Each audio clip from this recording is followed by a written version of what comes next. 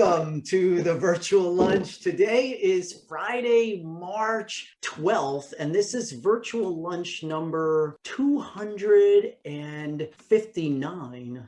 Our guest today is, of course, Scott Rechtschaffen, a shareholder and the Chief Knowledge Officer at Littler Mendelsohn. Today's program is thankfully supported by Level Legal. It's part of our Simplifying Complexity series. I actually started at Littler as a summer associate back when the firm was about 60 lawyers in 5 California offices, and now we're 1,500 lawyers in 96 offices around the world. So I started as summer associate, then came as associate, made shareholder, then transitioned about 15 years into my practice. Littler has always been a very entrepreneurial firm. So back in 1983, we held a client conference. I don't know anybody who was doing in the legal industry that was doing client conferences in 1983. We started publishing books in 1984, which was very controversial. The firm was always doing these wacky projects. I mean, I was helping to build software in the early 1990s with third-party companies that would generate handbooks or independent contractor agreements. And I just sort of gravitated towards those projects, and people just kept coming to me when they had these kinds of ideas, and went from there. Somebody asked me if I would contribute a chapter to a book on chief innovation officers. I said, well, 2 problems. First of all, I don't know what a chief innovation officer is. Second of all, I'm opposed to the concept, because if you have a chief innovation officer, then everybody says, well, it's his job to innovate. It's not. Innovation has to come from everybody in the firm, not only because you need their buy-in, but also they know where the inefficiencies are.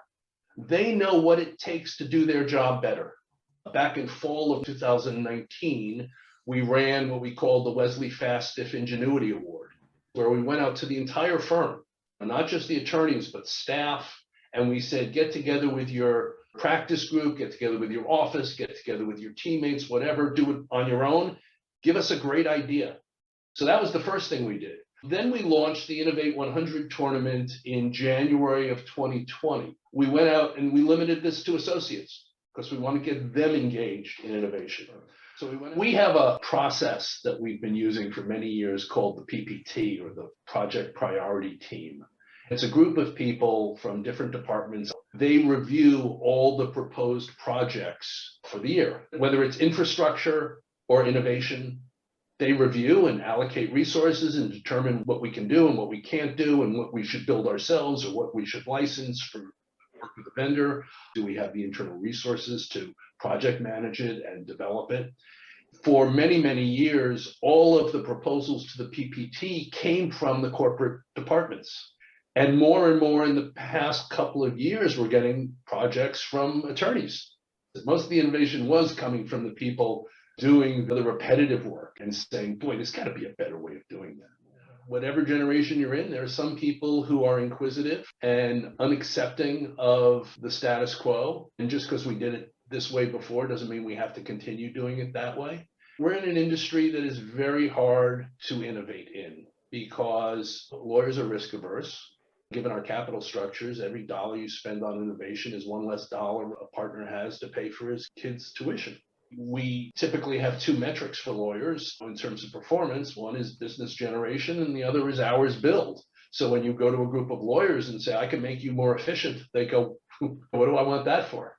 Something that would normally take me 10 hours, I can now do in 5. I'm losing money there. Who's paying for the other 5 hours?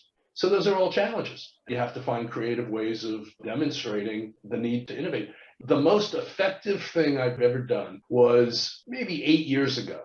Our managing director asked me and one of my colleagues to get up in front of the shareholders at our annual shareholder meeting and explain why we're innovating, why we should be innovative, why are we investing all this money in technology and in innovative projects. Well, I'm going to explain Richard Susskind's theory of moving from bespoke to commodities, or Clayton Christensen. I'll talk about disruption. 2 slides in, 3 slides in, they'll stop listening. Then I came up with a much simpler model. I got up in front of 500 shareholders and I put up a picture of an airplane. I said, how many of you would get on that airplane if you couldn't buy your ticket and pick your seat online? Nobody raised their hands. I put up a picture of a bank. I said, how many of you would go to that bank if you couldn't pay your bills online? I said, if you're not willing to do that, why do you think your clients are going to continue working with you if your only solution is call me or email me?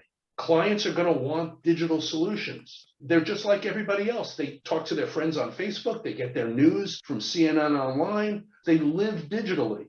We can't be an island of non-innovation, a non-digital island in a digital world. After that meeting, I had more people come up to me saying, I've got a great idea. We need an app to do. It was sort of a light bulb moment. We need to push innovation down to the people doing the work. We need to talk to them and find out. I have said for years to my team, never put your feet up on the desk and say, wouldn't it be great if we had, wait for someone to ask for it. Because when they ask for it, you can get buy-in. You can get them involved in the development process. When we first had document automation, I went around to all these different practice groups, different corporate departments, and I said, I can automate our client engagement agreements. And they go, oh, that sounds really interesting. And then crickets. Well, a couple of years ago, I started getting people come to us. I actually did have our corporate risk management department come to us and say, could you automate our client engagement agreements? Novel idea. And now we've done it because they got engaged. It was their idea. They worked with us to tell us exactly how they wanted it to work and what pain points. We also have a client innovation advisory council, 10 clients from different industries. It's been fascinating, particularly to hear how the different industries are dealing with COVID. We show them things we're thinking of doing and get their input up front. It's been really great.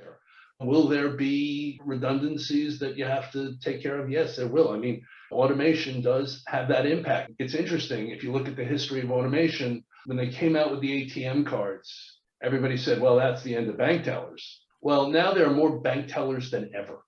Why? Because the networks that enabled the ATM cards enabled you to have a bank branch every 2 blocks, and you need bank tellers. Now, there's a real question as to whether the technology, the digital revolution, whether we're going to have that same impact. There's some people who say, well, somebody's got to build the robots. I'm not convinced that this isn't very, very different from what we've seen in the past. The automobile put farriers and buggy whip makers out of business, but it created auto dealerships and gas stations and lots of jobs. We may be in a very different revolution right now. I don't know. I have 25 people on my research team, more than ever. In fact, they're so busy, they're complaining that they need more help. When I had a full library, actual books, when the library was a place, I had 8 librarians. Now I have 25. They're not librarians anymore. They're doing all sorts of new stuff and creating value. And my research team does research better than any associate because that's all they do. People always complain lawyers are tech phobic. They hate technology. I kept hearing that over and over again. You wait till the digital natives come and it'll all change. I said, there's something wrong with this discussion. The problem isn't that they're tech phobic. It's that the technology we give them in the office is far more complicated than the technology they're used to at home. From a knowledge management perspective, I can say, well, if you want this, go to this database. If you want this, go to this practice group page. If you want this, go to our recommend. And they don't want to think about that. What do they do in real life? Google. And we don't have Google for legal. We don't have one-stop solution. I developed something called the Knowledge Desk. I had our marketing people come up with a great marketing campaign, and we went out to the attorneys and we said, look, when you need something, if you can't find it or don't have time to look, just email #KnowledgeDesk and we will get your answer. I don't care what it is. I don't care if it's legal research. I don't care if you need to know how to order business cards. Behind the scenes, I have some assistant librarians who do triage on the questions as they come in. We use ServiceNow as a ticketing system. We're deploying robotic process automation to answer more of the automated questions. Last year, we had 50,000 questions. Attorneys say, this is the greatest thing you've ever done. It's one stop, it's easy. I wish I had Google for legal, but this sort of non-tech solution has just changed attorneys' lives. Scott Rechtschaffen, everybody, thank you so much. And thanks, of course, to the Level Legal team for supporting these conversations about simplifying complexity.